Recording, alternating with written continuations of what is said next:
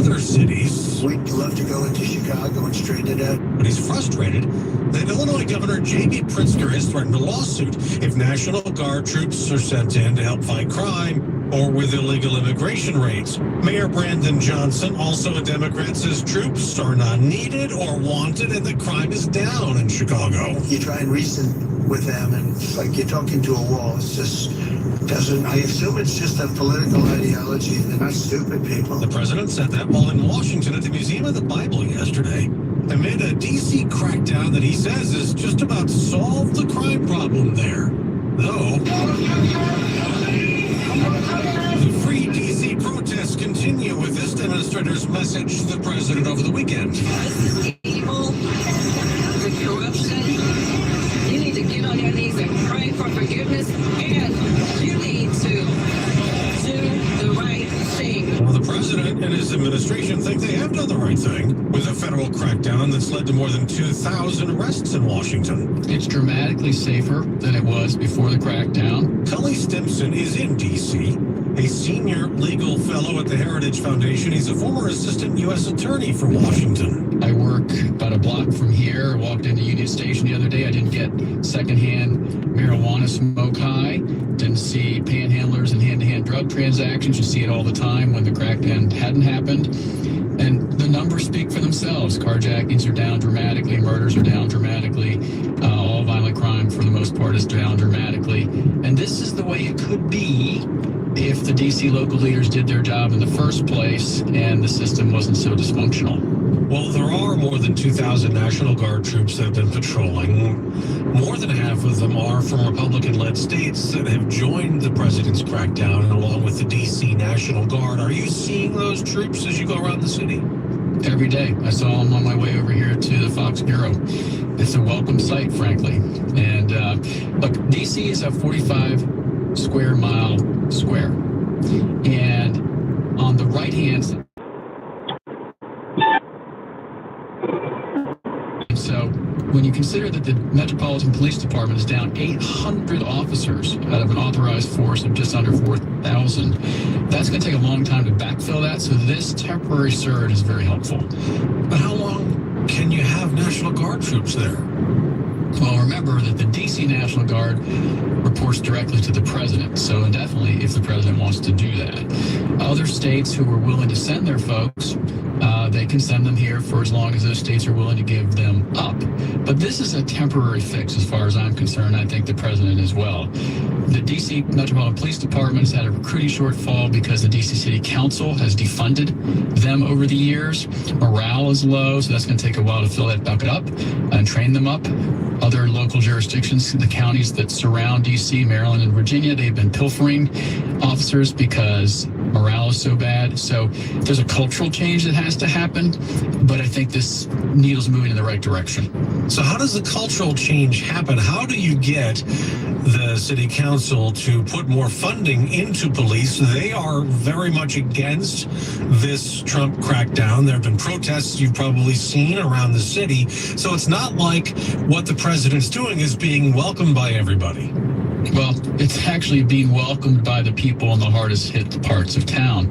The people you see protesting are the white liberal elites who aren't the people who are disproportionately affected by violent crime. They live in the upper Northwest, but the people who live east of the Anacostia River in the east part of the city, where you see, Ward 7, Ward 8, where crime is really a problem persistently, you notice they weren't in the protests. And so this is not an 80-20 issue. This is a 97-3 issue, as the president likes to say, and people deserve safe streets and safe neighborhoods. And so you're either for crime or you're against it, and most Americans are against it. 2,000 arrests since the president's federal takeover, according to the Attorney General Pam Bondi. More than 200 illegal guns seized. There are some illegal gang members who've been caught up in this federal crackdown. Federal agents are also out there, but they may not be in uniform, right? That's right. And that's perfectly fine, perfectly lawful. Look, the criminals now are on high alert. Remember, in most places, the most number of murders and violent crimes happen in the summer because people are out of school. lot of them, these crimes are committed by juveniles, 16 and 17-year-old gang or gang recruits. But when you've seen this crime crackdown, you've seen dramatic numbers go down in August when usually the high spikes of crime happen. So this can be a permanent solution if you fill in the gaps and you change the culture. But look, the D.C. City Council and D.C. leaders have proven themselves ineffective. In fact, deadly in their actions, their policies, their laws. So it's time for Congress to step in and strip home rule from this city because they've proven themselves a total failure. And they need to pass a criminal justice reform and penal code that is similar to other states and get it done. Do you think that's possible? You do that. I mean, Republicans have the House, so they would be able to get it through there, but it's not as easy in the Senate, is it? Well, look, when you consider that the vast majority of armed carjackings in the city take place by 15, 16, and 17-year-olds, 72% of whom are armed, and then you see 25 states allow 14 and over juveniles to be tried as adults, 10 states allow 15 and over, DC's out of step. DC's out of step. Juveniles are handled by the DC city attorney. He doesn't let any cases, none, be tried as adults. Look, 16 and 17-year-olds can be charged with murder as adults in the city, but between 2013 and 2023, only 176 juveniles were tried as adults. The city's out of step, and Congress needs to be the adult in the room. When you were an assistant U.S. attorney, you dealt with violent crime in D.C. What's different now versus, I mean, that's federal. I know Jeanine Pirro is the current U.S. attorney, and she's certainly on board with the Trump crackdown. When you were there and you were doing it, what did you see? Is it the same as now, or was it different then? It was different in the sense that, and I've been a DA in 4 places. Okay, so D.C. was the last place I was a prosecutor, and it was the most dysfunctional place I ever worked. It was different in the sense that common sense people prevailed. The D.C. Superior Court judges back then would put violent people in jail. Now, between 2018 and 2022, there were 5,558 arrests for carrying a pistol without a license. 2/3 of those cases weren't even prosecuted, and of the 1/3 that was prosecuted, 60% got probation and only 1% got sentenced to a full prison term. So this city has turned even more left than before. And so when I was there was some common sense. Now there's none. You know, it's interesting. I know that Democrats usually, when they talk about gun control, they talk about getting guns off the streets and people with guns off the streets. But that's not what you're talking about. Isn't nearly what they say they want. Right. If you want guns off the streets, and I do too, illegal guns, then every felon carrying a pistol should be prosecuted in federal district court, where, according to the U.S. Sentencing Commission, 97.6% get sentenced to prison, on average 68 months. But if you're an armed career felon, 203 months. In D.C., all of those cases, until Jeanine Pirro came in, went to D.C. Superior Court, and only 14% got prison, and the rest got some form of probation. And so they're not taking guns seriously. They're not taking felons' possession with guns seriously until Trump and Pirro came around. So we talked about home rule in Congress. Now, Wednesday is when the president's 30-day takeover, federalization of the D.C. police force will expire. And if the Congress doesn't act, then what? Well, I think the mayor has gotten religion here, and she said she's going to cooperate and lean in to cooperate with the Trump administration. So I don't think you're going to see much of a change. Whether they're federalized or not, when Thursday comes around, won't really matter that much, because you have the DC National Guard, you have the other guards, men and women, who are serving honorably from other states here in the district. And so I don't think you're going to see much of a change at all. The real question is, there's 14 or so bills on the Hill right now on the House side, considering vast and hopefully comprehensive changes to the criminal justice system and code here in the city. All modesty aside, many of those ideas came from our work at Heritage. And so I hope that they take that up, and it should be bipartisan. It should be bipartisan if you care about criminal justice and you care about safe streets. And so something's going to happen this year, and hopefully it's permanent and institutionalizes some statutory changes, because the adults in the room are now Congress, because the DC City Council have been asleep at the switch.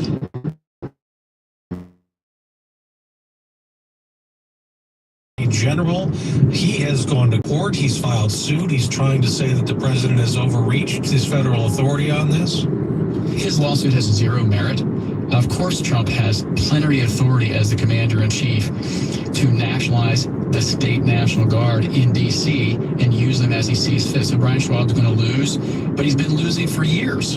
And so this is a political stunt and has no legal merit. And, you know, if the president does send troops to more cities, he's going to be facing more lawsuits. Is it tougher for him when he gets out of Washington, D.C. legally with this? Yeah, it is, because, you know, unless a governor agrees and consents or cooperates with the president to call up their state National Guard. Remember, those state National Guards report to their governor. The governors are the commander-in-chief of their state National Guard. And so to the extent that Trump surges federal resources to protect federal assets, federal buildings, federal troops, and the enforcement of federal immigration or other laws, he's on very solid ground. To the extent he tries to involuntarily recall them to active duty at the state level and second them to state police forces or city police forces, he's on much shakier legal ground. And so Trump's brilliance here as a political move is to force them to complain about Trump, because a lot of them have Trump derangement syndrome, when in fact it's their own failures that have caused crime rates to spike. The mayor has taken some heat in Washington, D.C., Muriel Bowser, for the cooperation you talked about. You said she found religion. Do you think that could happen in other cities, or is D.C. unique? It's happening in other cities. Look, the people who are disproportionately affected by violent crime are minorities. And so black-on-black crime is sadly a reality in many of these cities. And so the people who benefit the most from police in their neighborhoods and benefit the most from asking for cash bail of a reasonable amount and benefit the most from holding violent criminals accountable are minorities in tough neighborhoods. And so those are the folks who want criminal justice sanity. And so the white liberal elites who are apologists for criminals, I don't really care about them. And I think Trump is right to just focus on the cities where there are high crime rates and then force them to defend their policies, which they can't. Khalees Simpson, Senior Legal Fellow of the Heritage Foundation, former U.S. Assistant U.S. Attorney in Washington, D.C. Great to have you on. Thanks very much for being here. Thanks for having me. Hey, shalom, shalom. All right, y'all just heard it. You know, they're talking to Jake. But like the prophets, through the spirit of power, by Shema Shai, warning you and telling you it's a time of trouble. All right, and it's known as Jacob trouble. All right, so first and foremost, before I get started, I want to give all honor and glory and power to Yahweh, by Hashem, Yahweh Shai, by Hashem, Rahawadash. I want to say double honor to our elders, our great apostles, great millstone, GMS, who rule well and teach well, being great example to Israel. All right, man, the elect. I want to say peace and blessings to the hope elect on the four corners in the truth and sincerity. All right, that great song that you brought in the bar. I just come with another installment, a radio station edification. All right, to give those that have ears to hear and eyes to see the protection, the heads to cover. All right, which is a shield. All right, going to Isaiah 33:6. Wisdom and knowledge shall be the stability of thy times. All right, and the fear of Yahweh. All right, it's a treasure. As y'all just heard, all right, the focal point, all right, and the aim is on you so-called Negroes, man. All right, we seen what happened to the northern tribe. All right, but guess what? Now they started to come down on the southern tribe, which bring up prophecy, as in Jeremiah. All right, Judah and Israel were oppressed together. All right, the hammer is coming down, man. All right, from the fucking so-called white man. All right. The scriptures say never trust thy enemies. And now these niggas finna see. All right, the Lord allow us to see, all right, through the spirit of power, all right, of his mercy, which is this word. But guess what? 2/3 gonna see. But the difference between us as the household of faith believers and 2/3 not gonna be shield. All right? But those that believe, those that repented, all right, those that turn back, those that making Yahweh Shema Shai, all right, they defender will be protected. All right, but 2/3 shit out of luck. All right, because they just said how Trump 30 days in DC going to be ended. But if the government, all right, go along with it, guess what? His stay gonna be extended. And guess what? They're gonna be in every other state. The scriptures say that the devil is going to come down with great wrath. Nor did he have nothing but a short time. All right, and the devil knows that time is ticking. All right, so he got to plot, he got to scheme, he got to strategize to this new world order, but it's all in the hands of the Heavenly Father Yahweh, because time is due. All right, time is due, man. You know, so this is basically bringing up 2nd Ezra, the 15th chapter, man. All right, the sedition, which we seeing now that the people don't want him in their city, but it ain't up to them. You see that?